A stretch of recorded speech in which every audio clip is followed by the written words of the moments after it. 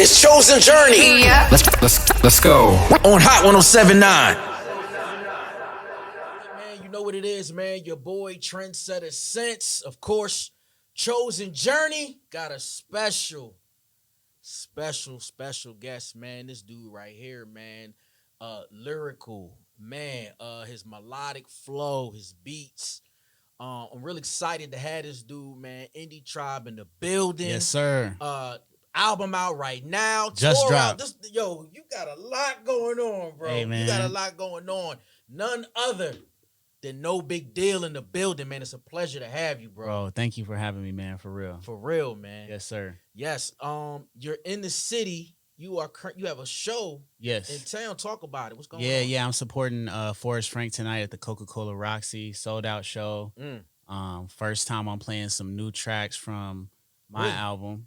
Yeah. Wait, which album? The People We Became. Yeah, you Okay, got which album? There's Yeah. there's a lot going on The right People now. We Became, my solo album. The People We Became. Yeah. So we gonna Yeah. get a little Renaissance. Yes, sir. We gonna get a little Leave It to God. Yes, sir. Okay. Hey, he's tapped in. He's Yes, tapped sir. in. Okay. Yeah, exactly. Talk about it, man. Yeah. You're doing the show tonight, but this is Forrest Frank's Yes. Yeah. This is the Okay. Child of God tour. Child of God tour. Yeah. And then you got your tour. The People We Became tour. Okay, Yeah. talk about it, man, because I saw that it's a national. It is, bro. This is the biggest tour I've done, the most cities I've ever done. The People We Became tour with John Keith and Ecleso. Shout out both my guys. We're doing like 25 cities, every region of the United States. So got one in Toronto too. So yeah, man. Wow. I'm excited. Wow. How many cities is it? I think it's like 24, Woo. 25, something like that. Woo. Yeah. That's what I love, man. The evolution, you got this tour coming, but you and your business partner, Chelsea, shout out Chelsea. Yes. Director Chelsea. Yes, Director Indie Chelsea. Yes, y'all have y'all own tour, correct? Yeah. Your own festival. Yeah. Festival, the Holy Smoke Festival. Holy Smoke Fest. Yes, Tell sir. me the evolution of that, man, because that's catching. Yeah, crazy man. ways. This is our fourth year, second year in Nashville. This year we've already sold more tickets than we've ever sold before. Wow. It's next week, so August 9th and 10th. Man. Artist owned and operated. Wow. Completely ground up. Like, man. How do you balance that, man? Being on the creative side, but then also the business side of putting it together. Like, is that a big weight on your shoulders? Yeah, it can get kind of tough because, like the creative side of you, like I'm a big dreamer. Like I have really big ideas, a creative risk taker, you know, because I think that's how you kind of jump off the porch and come up with stuff like this. But then you have to have a lot of execution, a lot of organization, a lot of follow through. And that's where Chelsea comes in on that. She's a director of operations. Me and the guys, Indie Tribe, we all own and operate the festival together. Wow. But we are all, we all lean to that creative side. Yeah. So where we have the big ideas and the big dreams, a lot of stuff would not connect.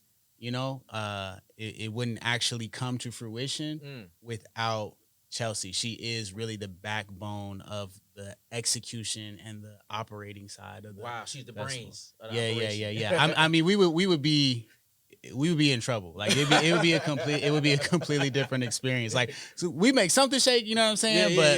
But it would the fans also appreciate her a lot, you know what I mean? Because that's kind of the part that's actually missing from a lot of festivals. Like we came up like going to festivals like, Rolling Loud, like Bonnaroo, Coachella, stuff like that. Even those big ones, I think we have a competitive advantage even on those huge ones because the fan experience at some of those festivals is really bad. Like as far as like, logistics, like ticketing, like organization, safety, water, security. Wow.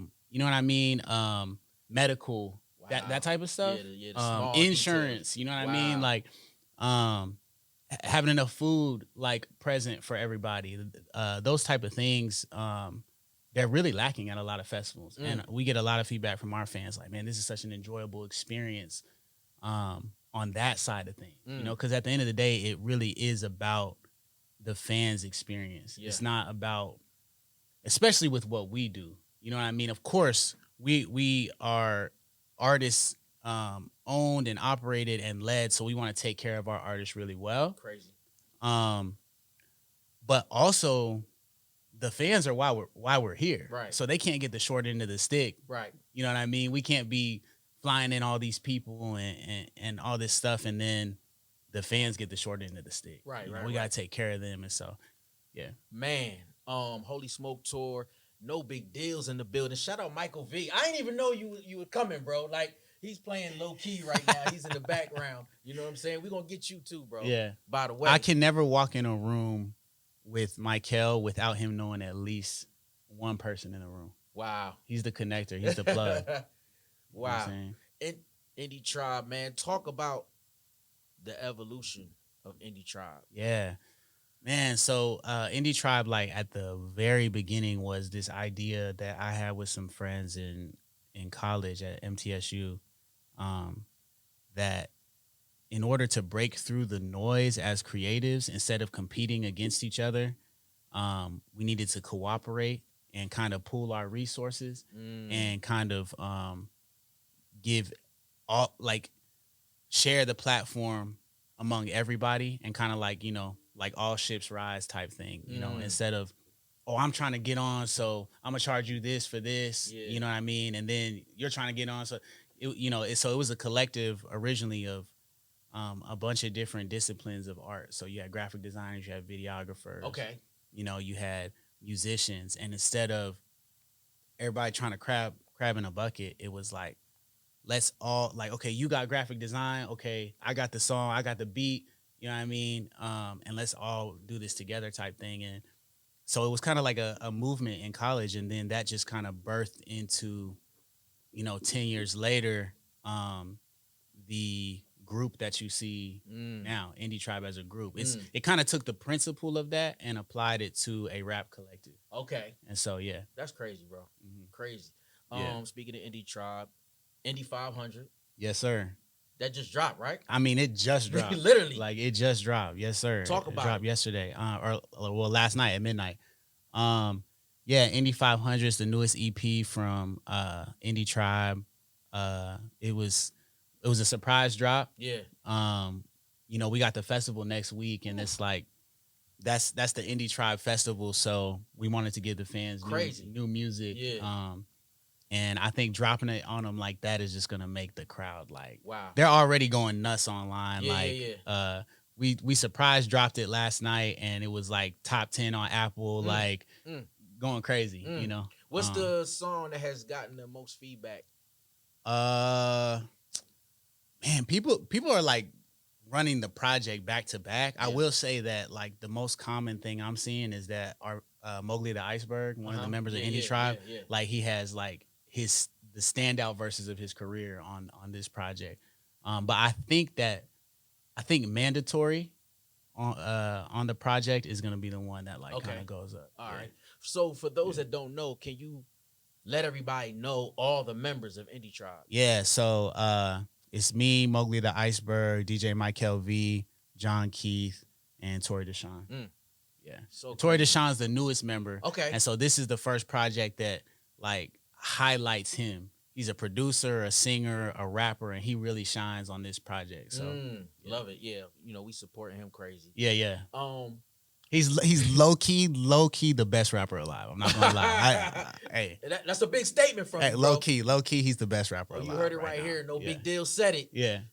Talk about, man, the rise of hip hop, the CHH. Yeah, Christian hip hop. Talk about it, man. Yeah, man. I've been around it for a long time because I started out like being an intern for Derek Minor and Reflection Music Group, and I was on the business side, so I was doing their merch, road managing for them. Yeah, I saw that.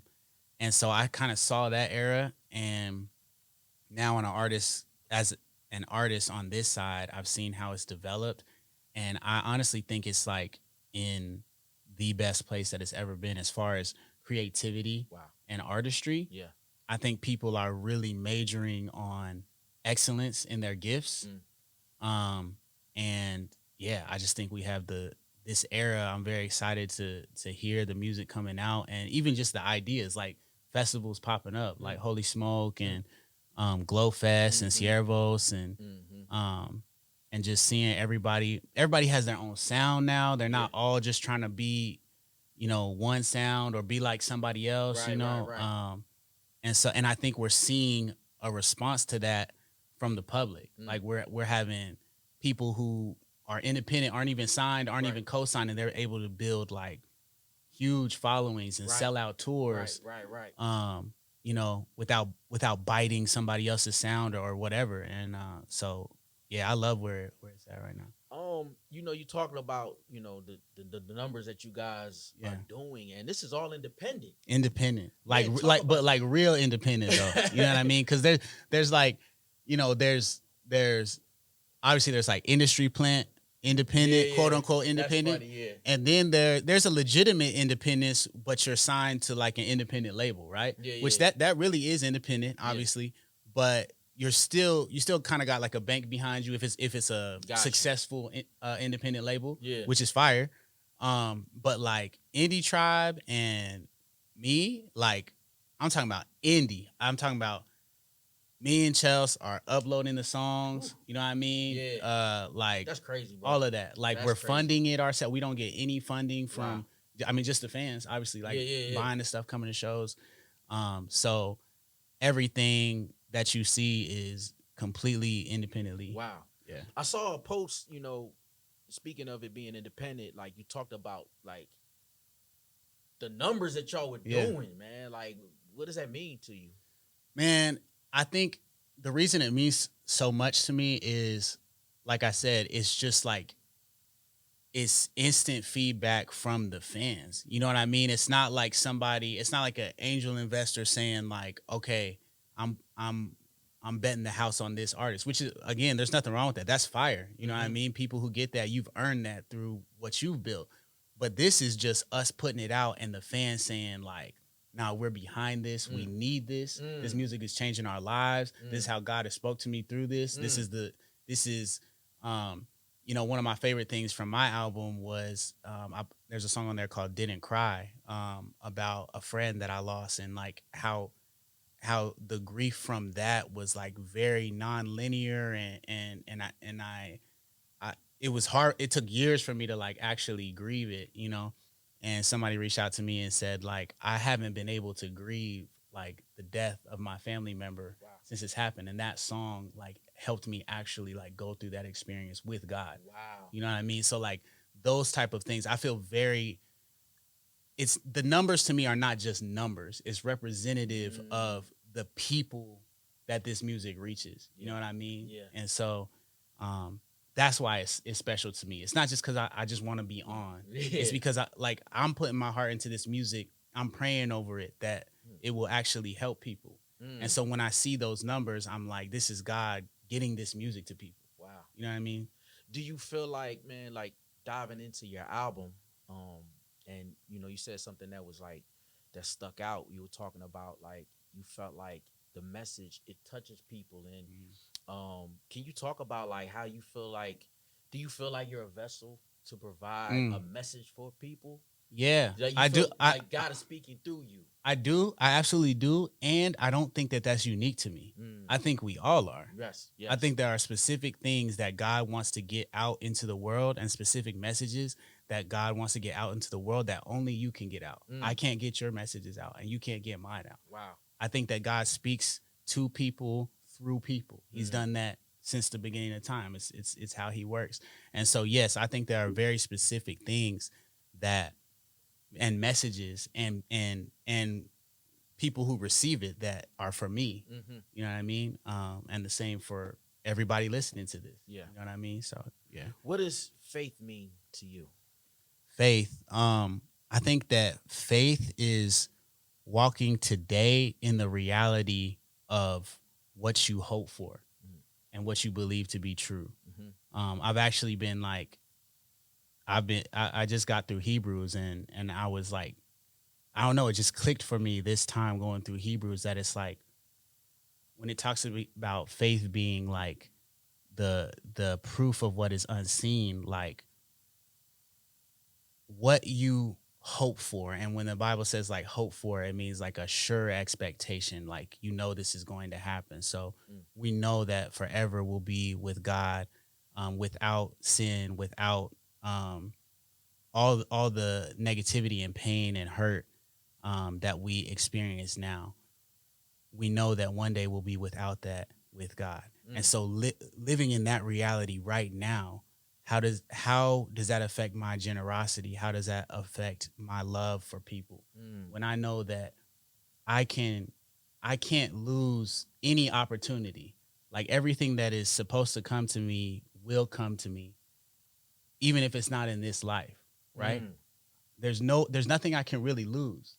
And so that allows me to live with open hands, and be generous and share and lay my life down for other people. So I think that's what faith means, living today in the reality of what is to come. Is there a scripture that no big deal, like that's something that really resonates with you? Is it one that pops out? Well, right now it's Hebrews 13, I think, 5 and 6, where it says keep your life free from the love of money, because he himself has said, I will never leave you or forsake you. Therefore, we may boldly say, the Lord is my helper. What can man do to me? I won't be afraid. What can man do to me? Wow. So, I mean, and that's kind of just what I was just talking about, is he has said he will never leave us or abandon us. The Lord himself has called himself our helper. So there's nothing to be afraid of. And we can say, what can man do to me? Like, God is with me. Right. So yeah. Can you tell me the inspiration, like diving into your album, like behind like my favorite song? Well, I got a couple. Yeah, I want to know this actually. Renaissance. Yes, sir. Can I get the inspiration behind that? That's probably my favorite. Okay. Too. I'm gonna try to have the and whole the video, crowd singing man. that. Wow. Yeah, shout out Studio, Johnny Clay and Britton. They shot that music video. But man, Renaissance, it was sparked from this idea that not just Christian hip hop, but I feel like Christian art in general right now is in an amazing place, a more creative place than it's been in a long time. I feel like the church is valuing art again, like we did for millennia. So I think it's only been like the last 100 years that kind of the Western church has been like, art is kind of like, we don't really rock with that. You know what I mean? But it's like, if you go back to the early church through like, for real, like through like 1900, like Christians were leading in architecture, in like Renaissance art, like in music, Bach, and like like kind of just like leading in all, and even in innovation and in like the invention of the hospitals, like all of that, like we were leading in that. You know what I mean? And it feels like we took a break from that, but I feel like we're getting back to that now, like movies, TV, music, even stuff like this. You know what I'm saying? Like and like actually valuing this. You know what I mean? And so Renaissance was like, that's what sparked the idea. And then like the group vocals in it are like, we won't sell our soul for the pay today, because it's like, you don't have to water down the message. You don't have to kind of like hide what your faith is. Like you doing it more excellently is going to make room for you in those spaces. Like I just did On the Radar. You know what I mean? I just did On the Radar, and I'm rapping about Jesus. That's crazy. I went in there. They had just had Big Sean. I come in there. They give me the same respect because they rock with the gift. The gift made room for me. You know what I'm saying? Yeah. And then I go in there and I don't fumble by like kind of, let me hide it, let me water it down. Like, no, I'm gonna do it full tilt. You know what I'm saying? And it actually was the most watched one since it was the most watched one in like weeks. You know what I'm saying? Because I think that it was interesting. People are like, I don't hear people talking about this. You know what I'm saying? So Renaissance is like about being bold in your gifts and excellent in your gifts. Mm. You know? So normally, like at the end of my interviews, man, I ask my guests, like in 60 seconds, Yeah. can they break down like a salvation for like people that may not understand? Yeah. You know, so in the articulate words of my brother, No Big Deal, I know you can break it down. Yeah. Man, salvation is, I like to think of it as God bringing us into his family, you know, that's the original design is God and man walking together with no barrier between us, with no break in relationship. The reason that we need to be saved is because our sin, or us saying no to the only true good being in or outside of actually the universe, but saying no to ultimate good is automatically evil. If you have ultimate good and you say no, I'm gonna do something else, that's evil. And you're choosing actually to break that relationship, because ultimate good is saying, be with me. That's what the garden was. Let's be in perfect peace, shalom, forever. You said, nah, I'm gonna do my own thing. You've broken this relationship now. So and the thing is, no matter how many times, that's what the Old Testament is, no matter how many times God is showing us, come back to that relationship, we're like, nah, we're gonna do our own thing, to the point where we couldn't even, none of us wanted to fix that relationship. Jesus makes a way for the relationship to be fixed through his death and his resurrection. So he takes the hostility on himself in his body and resurrects. He puts that righteousness on us. Now we have right relationship back with the Father through him, through faith, so that we're not trying to work our way back to that. Jesus already did that. We just put our faith in him, and we have that right relationship with God, and we're back in that family, and then we bring other people into the family. Wow. That's how I would say it. Wow, No Big Deal, man. Let them know, man. Album, tours, Yes, sir. festival. Yeah. Just let them know everything, man. Yeah, solo album, The People We Became, out now. And oh yeah. That's right. So solo album, The People We Became, out now. Indie Tribe EP called Indie 500 just dropped last night. Holy Smoke Festival, August 9th and 10th next week. And it also happens every year in Nashville, so tap into that. And then my solo tour, The People We Became, this fall, I'll be at Center Stage in Atlanta on October 6th. Come through ATL. I'm trying to see y'all. Let's pack it out. Let's sell it out. Crazy, man. Hey, brother. Thank you, bro. Appreciate you so much, man. Thank you. We got a lot of work to do. I'm excited. Yes, sir. We got to have you at the festival next year. I'm there. Yeah. I'm Let's there, do it. Man. I love everything, man. Indie 500, your solo project, your tour, everything, man. No Big Deal. TrendsetterSense. It's Chosen Journey. Yes, sir. It's Chosen Journey. Yeah. Let's go. On Hot 107.9.